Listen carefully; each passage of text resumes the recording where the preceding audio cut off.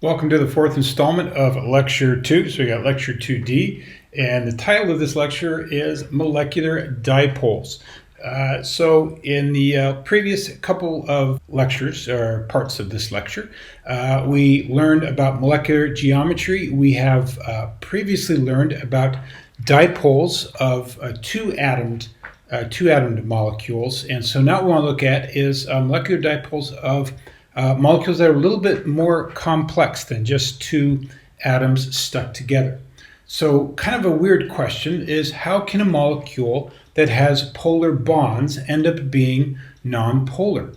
An example of this would be something like carbon dioxide.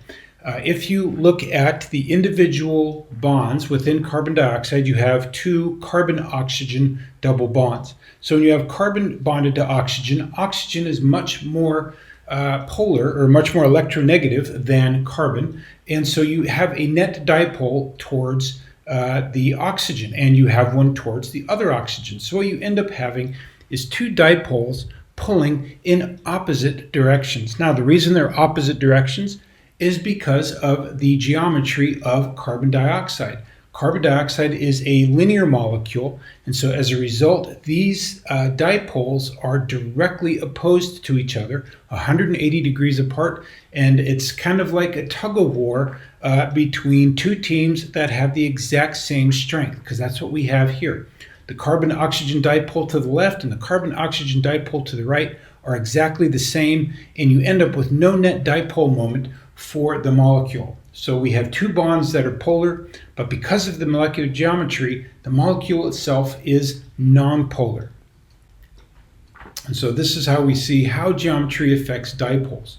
And so we can kind of summarize all of these here, and we'll do that in the next slide. But we can make some general statements. A bent geometry will almost always end up being a polar molecule. This is if you have polar bonds. If you have nonpolar bonds, then you can't have a polar molecule.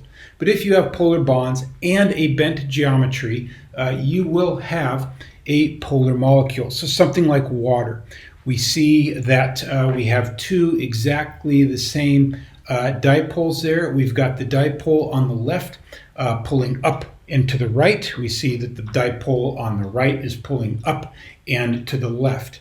So the left and right portions of those dipoles actually cancel out, because we can always write our dipoles as a sum of vectors. And so let me just kind of show you how that would go. So this dipole on the left here, you could write as a dipole going that way and a dipole going that way.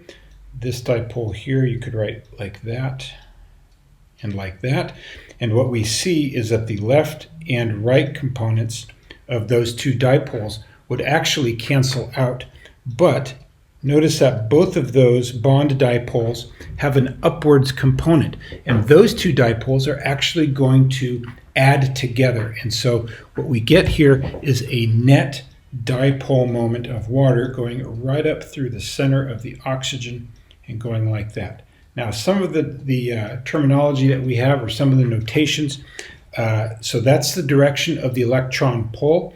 We put a little plus that's down here on the tail end of the dipole to indicate that we have pulled electrons away from that part of the molecule, and it gets a partial positive charge. So we indicate a partial positive charge with that little delta and a plus. So here we see a delta plus.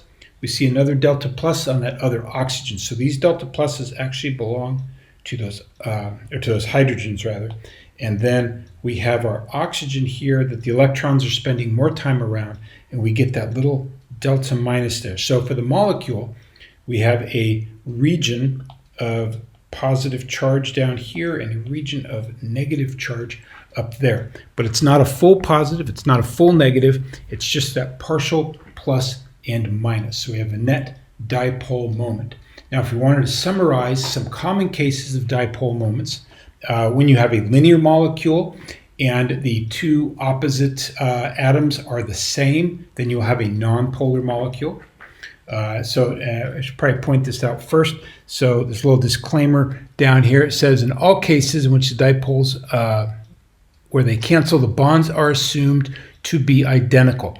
If the bonds are different, chances are the dipoles will not cancel and you will have a net dipole. So these are just common cases, not a hard and fast set of hard and fast rules. So if the outer atoms are the same, that means that the bond dipoles will be the same. Okay, so if it's linear, it will be nonpolar. If it is bent and the two outer atoms are the same, then you will have a polar molecule, it will have a dipole.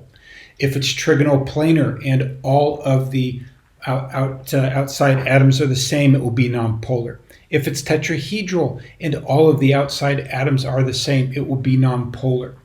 If it's trigonoplanar, then and you have a bond dipole for the even if all the atoms are the same, if you have a bond dipole between the outer atom and the central atom, you will still have a polar molecule. So you might be able to see some trends in there. If you can't find them, or if you have any questions on this content, make sure you contact me.